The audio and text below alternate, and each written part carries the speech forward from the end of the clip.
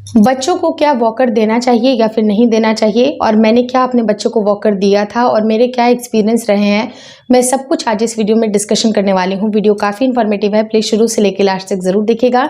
नमस्कार दोस्तों, मेरा नाम हर्षिता वर्मा है और आपका मेरे channel twins my world baby care पे बहुत बहुत स्वागत है। सबसे इम्पॉर्टेंट चीज़ क्या होती है कि हमें किस तरह का बच्चा चाहिए। हमें वो बच्चा चाहिए जो समय से पहले चलना शुरू कर दे, बहुत अच्छी तरह से चलना भागना शुरू कर दे। कई बार बहुत सारे पेरेंट्स ऐसे होते हैं कि वो समय से पहले चाहते हैं कि ये चीज़ें उसकी माइलस्टोन कंप्लीट हो जाए, लेकिन एक चीज़ अपने दिमाग में ये बैठा लीजिए कि क्या आप चाहते हैं कि आपको प्री मैच्योर बच्चा पैदा हो। जब आप ये ऐसा नहीं चाहते हैं तो आप अपने बच्चे के माइलस्टोन को टच करने की बहुत जल्दी बिल्कुल ना करें।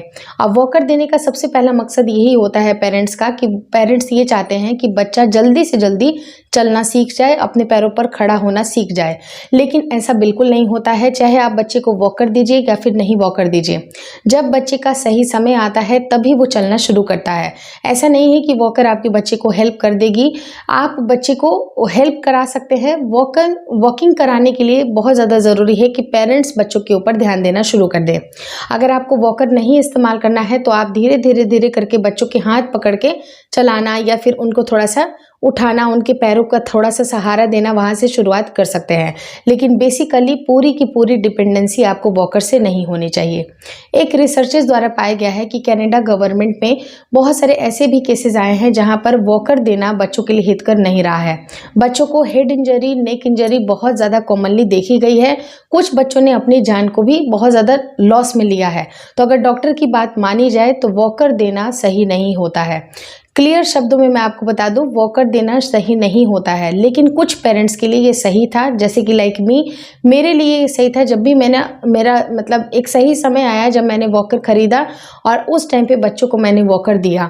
तो वॉकर कब देना चाहिए, क्योंकि वॉकर देने का सही समय तब होना चाहिए जब बच्चा पूरी तरह से स्टेबल हो, वो बैठ पा रहा हो, वो हल्का हल्का खड़ा भी होने की कोशिश कर रहा हो और वो स्टेबल हो। स्टेबल होने के बाद ही आप एज अ प्ले टॉय के जैसा भी आप बच्चे को वॉकर दे सकते हैं, क्योंकि इसमें बहुत सारी चीज़ें होती हैं जो कि बच्चे को अट्रैक्ट करती हैं। बहुत डिफरेंट आपने वॉकर देखे होंगे जो कि बच्चे को अट्रैक्ट करती हैं। बहुत सारे नंबर, बहुत सारे लाइट्स होते हैं, साउंड्स होते हैं, जिससे कि बच्चा खुशी खुशी उनको बटन को दबाता है और खुश होकर वो उछलता है, कूदता है।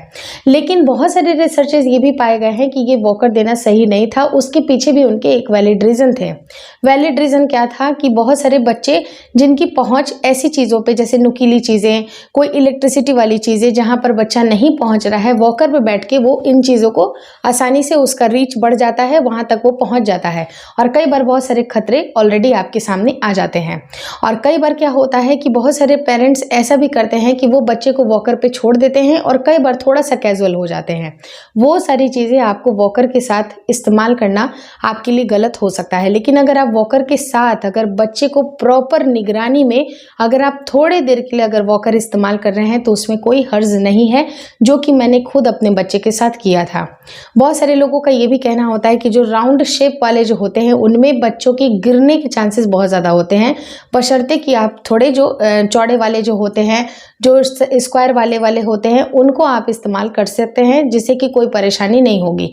लेकिन मैं आपको यही बताना चाहूँगी दोस्तों कि आप कोई भी वॉकर इस्तेमाल कर रहे हैं, अगर पेरेंट्स की गाइडेंस नहीं है, अगर पेरेंट्स नहीं ध्यान दे रहे हैं तो बच्चे के गिरने के चांसेस होते हैं। तो आप एज अ प्ले या टॉय के रूप में अगर आप इसका इस्तेमाल करते हैं तो बहुत अच्छी बात है। दिन भर में 20 से 30 मिनट, उससे ज़्यादा आपको वॉकर का इस्तेमाल बच्चे को नहीं कराना चाहिए और प्रॉपर निगरानी में। लेकिन बहुत सारे ऐसे भी रिसर्चेस, जैसा मैंने आपको बताया कि कैनेडियन गवर्नमेंट में इन्होंने बैन कर दिया था वॉकर का इस्तेमाल, उसकी मैन्युफैक्चरिंग, उसका सेलिंग, उसकी एडवर्टीजमेंट सब कुछ बैन कर दी गई थी।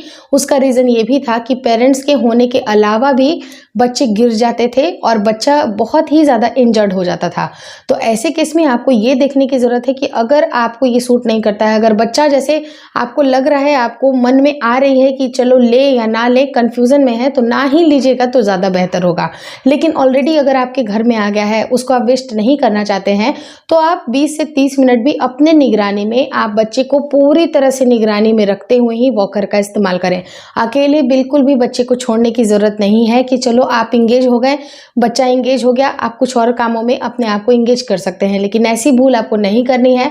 आपको प्रॉपर 110% निगाह अपने बच्चे के ऊपर रखना है कि बच्चा कहाँ जा रहा है। इनफैक्ट जैसे जैसे बच्चा वॉकर चलाता है वैसे वैसे उसके आसपास भी आप भी मूव करिए, एक्टिव रहिए, ताकि बच्चे को कहीं पर भी एक्स्ट्रा कोई भी इंजरी ना हो।